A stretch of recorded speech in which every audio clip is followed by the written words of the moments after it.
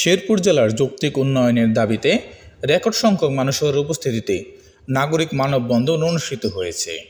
15ই মে বৃহস্পতিবার সকাল 11টা থেকে দুপুর 12:15 পর্যন্ত শেরপুর প্রেস ক্লাবের উদ্যোগে এই মানববন্ধন অনুষ্ঠিত হয়।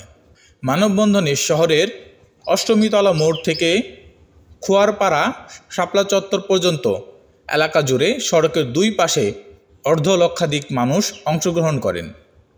এই সময় বক্তারা বলেন, আমাদের শেরপুর জেলা দীর্ঘদিন রাজনৈতিক ক্যারাকলে পিছিয়ে আছে। শিক্ষা, স্বাস্থ্য, কৃষি, পর্যটন, যোগাযোগ সহ সব ক্ষেত্রেই। এই জেলার একটি বিশ্ববিদ্যালয়, মেডিকেল কলেজ ও রেল লাইন স্থাপনের দাবিতে আন্দোলনে নেমেছেন। বক্তারা আরও বলেন, আসুন পিছিয়ে পড়া শেরপুর জেলাকে সবাই মিলে এগিয়ে নেই। আমরা লক্ষ্য করেছি শেরপুরের কৃষি, যোগাযোগ, স্বাস্থ্য, শিক্ষা, পর্যটনের উন্নয়নের খুবই প্রয়োজন এবং এটি শেরপুরের মানুষের সময়ের দাবি। জানা যায় যে শেরপুর উন্নয়নের লক্ষ্যে জেলার প্রায় 16 লক্ষ মানুষের প্রত্যাশা পূরণ হয়নি।